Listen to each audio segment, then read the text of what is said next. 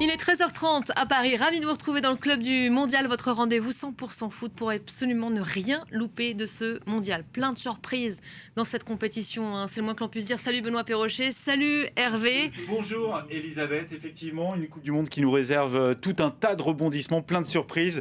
On va de rebondissement en rebondissement. Le dernier, c'était cette nuit justement, Elisabeth. Et oui, c'était la une de notre sommaire du jour. La sortie du Brésil par la Norvège. La Seleção qui ne jouera pas de quart. Ce n'était pas arrivé depuis 1990, de quoi faire couler les larmes de Neymar. L'attaquant star brésilien s'en va sans n'avoir jamais soulevé cette coupe. Benoît. Sorti hier par la Norvège après un doublé de Erling Haaland, les Brésiliens éliminés. Prochaine étape maintenant pour les Norvégiens, des quarts de finale face aux Three Lions, les Anglais qualifiés face aux Mexicains, vous verrez.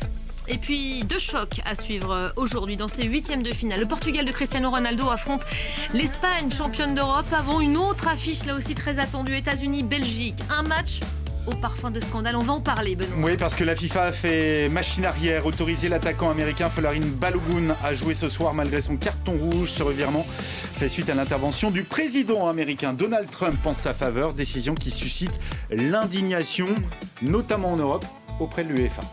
Voilà, et puis ce mondial 2.0, comme chaque jour, ce sont toujours ces détournements du match France-Paraguay. On continue à en parler, l'improbable arbitrer cette équipe paraguayenne prête à tout, moquée par nos réseaux. Ça a duré tout le week-end et ça continue encore aujourd'hui, Benoît. Oui, c'était peut-être pas une équipe de foot, mais une équipe de catch. Vous l'avez sans doute vu, ce match sur votre télé, entraînement avec sac de boxe ou comment passer un week-end sympa avec des Paraguayens. Je vous dis pas tout, mais ça vaut le détour, restez avec nous.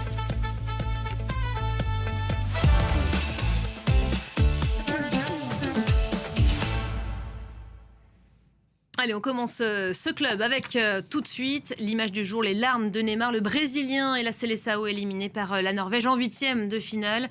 Assis sur la pelouse du MetLife Stadium, le numéro 10 en pleurs, entouré de ses coéquipiers venus le réconforter. Ça n'a pas suffi, évidemment. Inconsolable, effectivement, Neymar, buteur en fin de match et un rêve sur lequel le joueur de 34 ans doit maintenant faire une croix, remporter la Coupe du Monde. C'était le seul trophée qui manquait à sa carrière.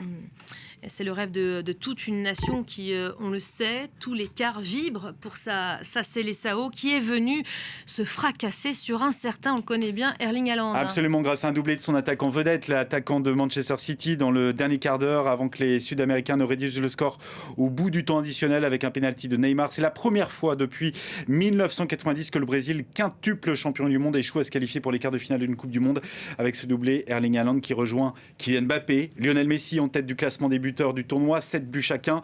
Le pénalty transformé par Neymar dans les dernières secondes du temps additionnel n'a été qu'une maigre consolation pour le Brésil qui regrettera sans doute longtemps également le pénalty raté en première période par Guimarães. On va écouter tout de suite l'attaquant de Manchester City, le double buteur hier soir, Erling Haaland.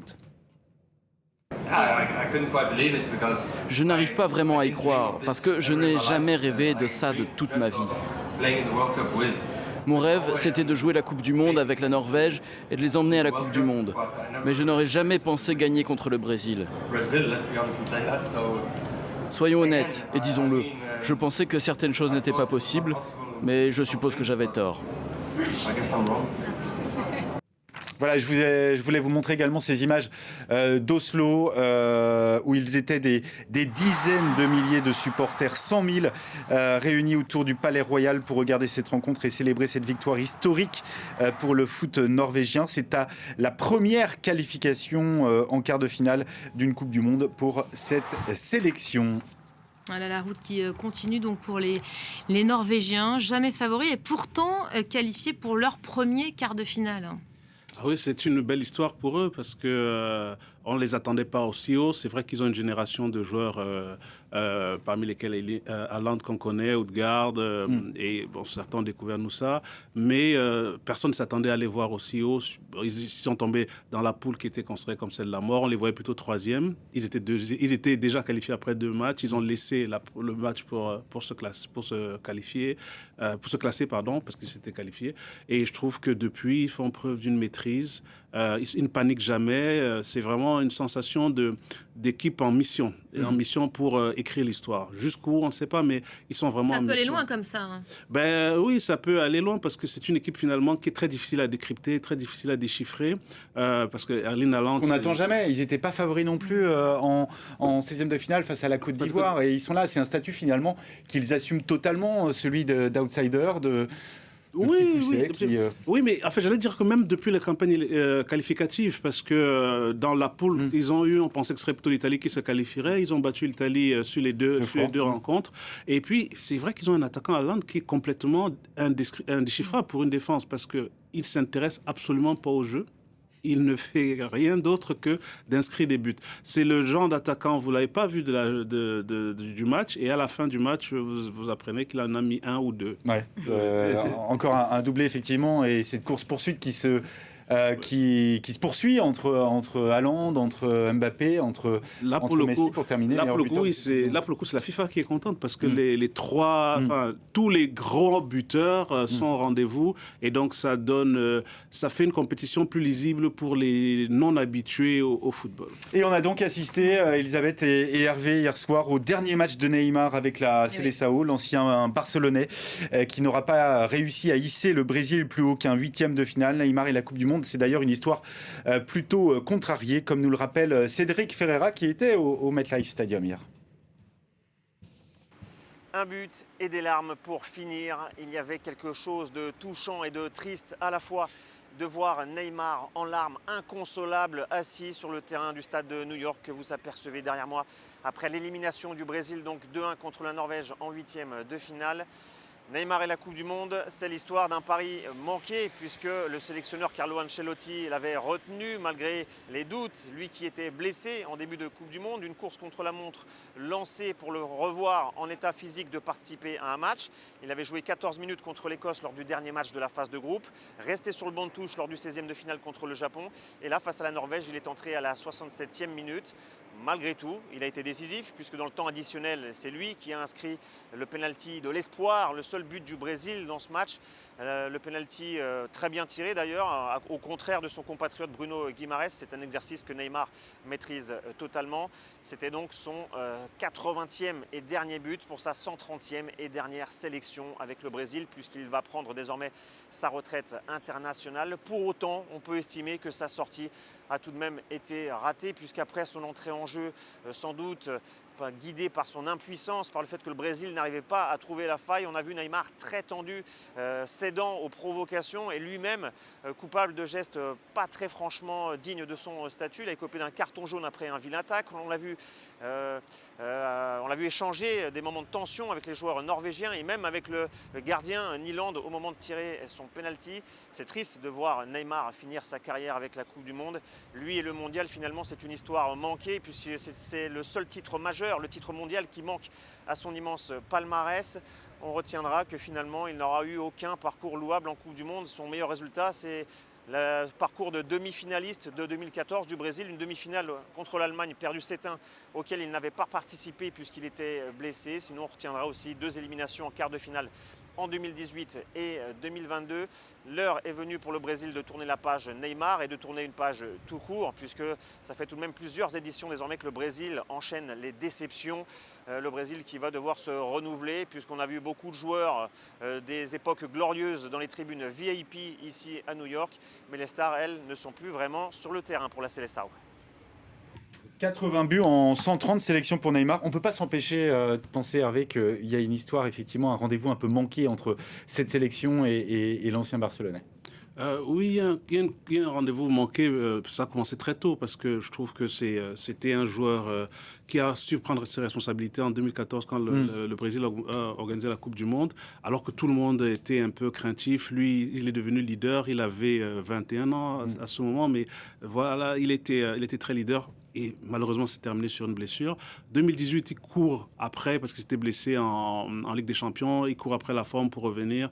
Il termine en même, puisqu'il tombait tellement dès qu'il avait peur d'être touché. Et puis, se fait battre par la Belgique. 2022, Voilà, chaque fois. Mais il symbolise un peu le déclin du foot. Oui, c'est ça. C'est le Brésil qui n'est plus forcément au rendez-vous.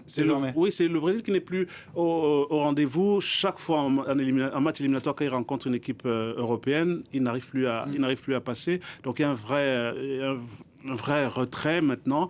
Et la preuve même que c'est ce rendez-vous, en réalité, logiquement, dans un pays qui fonctionne, dans une sélection qui fonctionne, il n'aurait jamais été appelé parce que ça fait quasiment 3 ans qu'il n'a plus joué au haut niveau. Il est revenu, son corps est à bout de cycle. Il a longtemps été blessé. Il est revenu au Brésil pour jouer cette Coupe du Monde. Il s'est encore blessé. Mais là, c'est vraiment parce que cette équipe manque de folie qu'il a fallu faire une dernière folie et l'appeler. Je pense que c'est en ça qu'il a symbole. Il manque beaucoup de choses dans cette équipe du Brésil. Il manque des latéraux, il manque de la créativité au milieu de terrain, il manque un grand attaquant devant. Et il y a encore beaucoup. On peut dire qu'il manque des joueurs tout simplement. C'est beaucoup de travail. On parle de Neymar là, de l'équipe, mais Carlo Ancelotti, on peut peut-être en parler. Juste un seul titre en sélection pour Neymar, c'était les JO. Moi, j'y étais. Oui, mais quel titre aussi. En 2016. Oui, mais quel titre aussi. C'était face à l'Allemagne. Et puis les Brésiliens avaient une vraie malédiction avec les Jeux Olympiques. Ils avaient gagné toutes les compétitions, mais jamais les Jeux Olympiques. Il y avait toujours, alors qu'ils avaient de belles équipes, mais ils se sont toujours fait battre en demi-finale, en finale. Et là, c'était vraiment une nouvelle fois très attendu. Il a su être à la hauteur. Et je crois que c'est lui qui marque le pénalty décisif. En 2016. Donc voilà, c'est vrai que les blessures ont contrarié la deuxième partie de sa trajectoire et plus le niveau moyen des autres. Bon, d'où ces larmes, évidemment, hier soir. Ancelotti, parlons-en, peut-être pari raté pour lui, non? Mais je pense que c'est le pari raté surtout par la fédération brésilienne, parce que ce n'est pas en allant prendre forcément un grand nom qu'on va réussir à ramener des vraies difficultés. Moi, je pense qu'au Brésil, en ce moment, la principale difficulté qu'ils ont, c'est qu'ils ne forment plus de joueurs brésiliens. Les joueurs partent très tôt en Europe. On avait Endrick hier sur le terrain, Vinicius, c'est des joueurs qui partent à 16, 18 ans, au plus tard à 18 ans. Ils n'ont plus ce travail local. Donc, il n'y a plus le beau football, le joga bonito. On ne le voit plus. Ça n'existe plus. C'est une sélection européenne comme les autres et même une sélection européenne de second ordre. Parce que même les joueurs brésiliens, en dehors de Marquinhos, qui jouent dans les grands clubs, ne sont pas souvent des leaders, quoi. C'est souvent des joueurs de complément, mais c'est pas eux qui portent l'équipe. Alors, quid de son avenir maintenant à Carlo Ancelotti? Lui, on le sait, il s'est installé au Brésil. Il chante l'hymne brésilien. Il a pris sa fonction. Non mais, Et puis vous pensez qu'il doit partir? Il a un 67 ans, surtout, il a un beau contrat. Il a 4 ans. Mais je sais pas. Je pense que lui ne partira pas, puisque quel intérêt aurait-il à partir? Mais je pense que c'est tout le foot brésilien qui doit se repenser. C'est vrai que Carlo Ancelotti, il a tellement gagné en club, il a tellement, je crois, il a 5 Ligues des Champions, effectivement, mais le travail en sélection, c'est une autre forme de travail. Peut-être que là, le cycle de 4 ans lui permettrait d'avoir une équipe, mais dans tous les cas, il faut des joueurs. Donc, il faut que la CBF, la Fédération brésilienne, retrouve une façon de former des joueurs. Qu'on retrouve les joueurs, le Brésil. Hier, on avait le sentiment que c'était les Norvégiens, les Brésiliens. Les Brésiliens, j'ai jamais vu une équipe de Brésil, même celle de 94, qu'on disait la plus européenne, qui a joué et qui a laissé le ballon à l'adversaire. C'était des gens qui confisquaient le ballon. Et ça, on ne le retrouve plus. Et donc, je ne sais pas si c'est Carlo le problème. Je pense que c'est un problème beaucoup plus grand. Une Seleção qui a peut-être un peu perdu de son identité. Effectivement, Elisabeth. On parle de la suite, du coup, parce que ce sont les Norvégiens tombeurs des Brésiliens qui vont se frotter prochainement aux Anglais. Quel match! Les Anglais héroïques à 10 pendant un peu plus de 40 minutes. Absolument. L'hostilité, ils étaient nombreux les obstacles hier pour les Anglais. Il y avait l'hostilité des 80 000 spectateurs de l'Azteca, ce stade mythique, une très longue infériorité numérique et puis une sélection mexicaine quasiment invincible dans son antre de l'Azteca. Les Anglais qui ont réussi à franchir tous ces obstacles réduits à 10 pendant plus de 40 minutes. Les hommes de Tourelle qui ont résisté au Mexique, qui n'avaient pas encore pris un seul but dans le tournoi. Un doublé en 2 minutes de Jude Bellingham. Un pénalty du capitaine inévitable Harry Kane, son 6e de la compétition. Et donc cette victoire 3-2 puisque les Mexicains avaient réussi à marquer grâce à Quiñones et Jiménez, là aussi sur pénalty. On va écouter tout de suite le sélectionneur de cette sélection anglaise, Thomas Tuchel. Avant le match, on n'avait pas l'impression de disputer un huitième de finale. Et même maintenant, ça ne ressemble toujours pas à un huitième de finale. On a presque l'impression d'avoir remporté une finale. Au moment où l'arbitre porte son sifflet à la bouche et que l'on comprend que c'est terminé, on réalise qu'on a tenu bon pendant 40 à 50 minutes, à 10 contre 11, en altitude, face au pays hôte, contre une très très forte équipe du Mexique. C'est un immense moment de joie, c'est une performance héroïque et au bout du compte, un résultat héroïque. Je suis tellement heureux pour les joueurs. Bon, des Anglais qui avaient le soutien quand même des supporters qui se sont levés à 3h du matin en ce spécial. Notre rédactrice en chef qui, je crois, avait mis son réveil pour poursuivre la rencontre. Force de caractère de cette équipe anglaise, on en parle peut-être, réduite à 10, qui a dû défendre dans une adversité totale. Hein. Oui, force de caractère parce que aux éléments dont on a cité, il y a aussi l'altitude parce que c'est le Mexico à 2200 mètres d'altitude, donc il fallait s'habituer à jouer cette altitude, ce qu'ils ont fait. Force de caractère parce qu'avant d'être à 10, ils ont été confrontés à une équipe mexicaine qui a dominé dans les grandes largeurs la rencontre, qui a eu, mais ils ont réussi à ne pas leur permettre de se créer d'occasion. C'était une équipe qui les a vraiment dominés et c'est plutôt, je le disais, c'est plutôt une bonne chose pour une équipe d'arriver à gagner une rencontre qu'elle n'a pas dominée.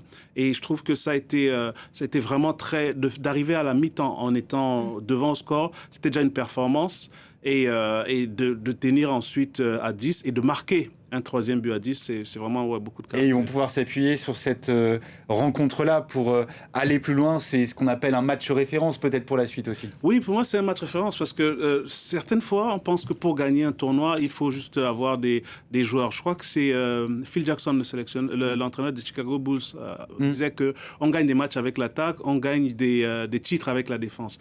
En fait, il faut être capable de gagner ce genre de match dans lequel on n'a pas la maîtrise des choses. Et ils ont réussi à le faire. Et surtout, à ce que leurs deux leaders s'en sortent et leurs deux leaders montrent la voie à suivre. Parce que Jude Bellingham et Harry Kane. Jude Bellingham, auteur d'un doublé, mais qui a fait aussi des replis défensifs qui ont sauvé son équipe l'année dernière. Et ce qu'on lui reprochait en règle générale, de ne pas trop s'investir dans l'équipe d'Angleterre, parce qu'il fait partie des joueurs qui ont failli ne faire partie des 26 parce que Tuchel le menaçait, soit de ne pas faire, soit de ne pas être titulaire, parce que justement on trouvait qu'il jouait un petit peu, il les prenait un peu de haut, il se prenait pour une star. Mais là, hier, il a su être à la hauteur, marquer les buts, être un leader défensif. Et puis Harry Kane, parce que Harry Kane, le penalty qu'il inscrit, c'est celui qui n'a pas inscrit il y a 4 ans contre la France. Donc là, c'est vraiment des grosses qualités mentales et d'avoir résisté et d'être résisté même quand les derniers instants du match où le Mexique est revenu au score. Des qualités mentales et ils chassent les démons un peu, les Three Lions, puisqu'il y a 40 ans, il y avait effectivement cette défaite, la main de Maradona, ce slalom qui est resté dans l'histoire. Angleterre donc face à la Norvège avec un Erling Haaland qui connaissent très très bien.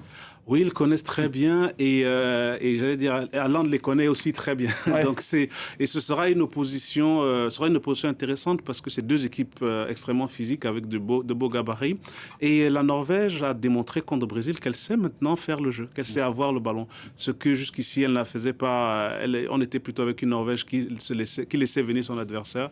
Là, elle a montré qu'elle a la capacité de faire le jeu. Et puis derrière, ils commencent à avoir des solidités. Leur gardien dont on ne parle pas, selon moi, assez, parce qu'on dit, statistiquement, on dit qu'il a fait 4 arrêts, mais c'est 4 beaux arrêts, 4 vrais arrêts. Il a vraiment empêché les Brésiliens d'inscrire un but. Et je pense que ce sera on arrive déjà dans les grands matchs, hein, c'est un quart de finale. C'est compliqué, ce sera, en tout cas, ça fait partie des beaux matchs. Ouais. Immense désillusion pour le Mexique. Peut-être un mot, deuxième des 3 pays hôtes à être éliminés à ce stade de 8e de finale. Après le Canada, reste les États-Unis, on va en parler dans un instant. Mais les Mexicains qui jusque-là quand même avaient brillé. Hein. Ben, je veux dire que même hier, ils ont brillé, sauf qu'ils sont tombés sur une Angleterre plus forte sur le plan des joueurs et puis plus forte dans la capacité à encaisser la pression qu'ils avaient. Mais je trouve que c'est, contrairement à ce qu'ils pensent eux-mêmes, c'est une performance parce que le Mexique, c'est 5 matchs une Coupe du Monde, ça n'était arrivé jusqu'ici qu'une fois en 1986. Donc, ils atteignent leur meilleur niveau. Alors, je disais qu'il reste encore les États-Unis. Ça sera le choc de ce soir. Et c'est il faut qu'on en parle. Est-ce qu'un simple coup de fil peut suffire à changer la donne ? Visiblement, oui. On va vous parler évidemment de ce coup de téléphone du président Trump à Infantino, le président américain qui a donc décroché l'appareil pour demander au président de la FIFA de lever la suspension du meilleur joueur américain, Folarin Balogun, qui avait un carton rouge. Absolument. Et devinez quoi ? Eh bien, la commission de discipline a modifié la sanction. Le match de suspension ferme dont il avait automatiquement écopé a été commué en un match de suspension avec sursis assorti d'une période probatoire d'1 an. Balogun pourra donc bien être aligné à Seattle face aux Belges en 8e de finale. Et en cas de carton rouge, vous savez que le règlement de la FIFA prévoit une suspension automatique d'un match qui ne peut pas faire l'objet d'un appel par l'équipe du joueur sanctionné. Gianni Infantino a changé les règles tout simplement la nuit dernière. La réponse de Donald Trump sur sa plateforme Truth Social: merci à la FIFA d'avoir fait ce qu'il fallait et d'avoir réparé une grande injustice. Décision qui ne passe pas. Écoutez Rudi Garcia, écoutez également le sélectionneur de la Norvège, Ståle Solbakken. Je ne savais pas que dans les bureaux de la FIFA, le 5 juillet correspondait au 1er avril en Europe. C'était une découverte pour moi. La fédération belge, elle se défend pas elle-même, elle défend pas l'équipe nationale, elle défend le football en général, elle défend son intégrité, elle défend son éthique. Peu importe le 11 de départ des USA. Voilà, ce qui compte pour moi, c'est le terrain, c'est mon équipe et qu'on gagne et qu'on arrive en quart de finale. Christophe ? Qu'en est-il du prochain carton rouge ? Qu'est-ce qui se passe alors ? Est-ce qu'il va y avoir une commission quelque part qui va annuler ce carton ?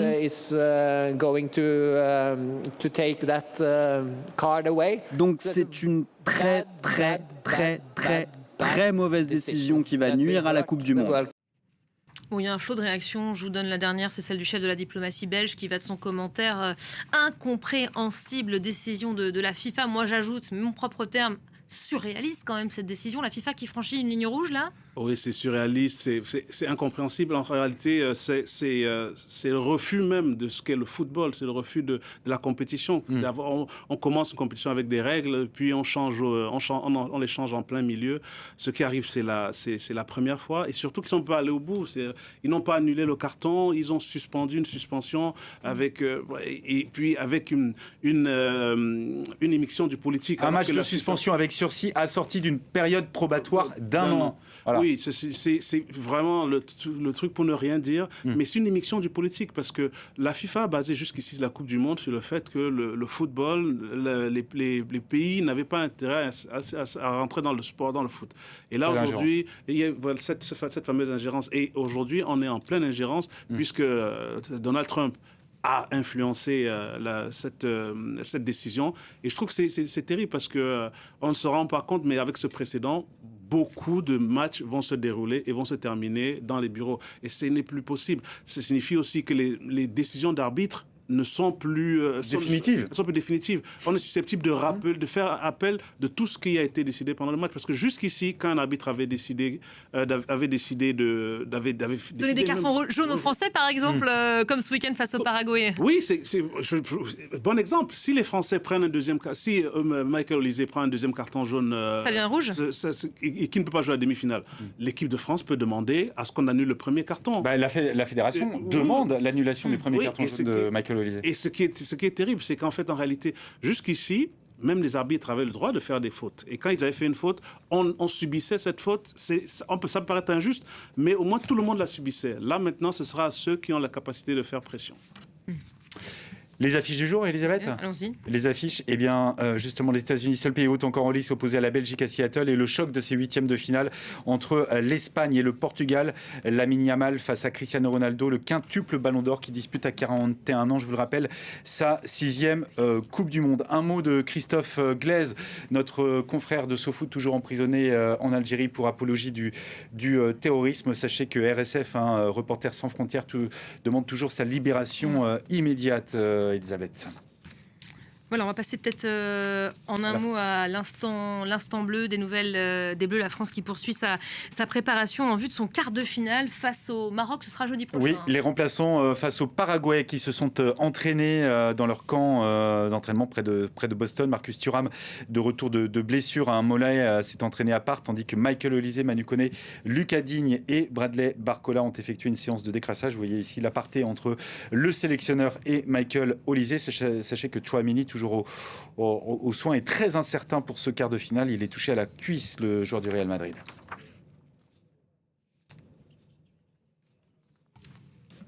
Et on va pas se quitter comme ça, hein. Le mondial 2.0, c'est la traîne du mondial. Ce sont toujours, j'évoquais ce match, on est encore perturbé, traumatisé. Moi, j'ai perdu 10 points de vie personnellement.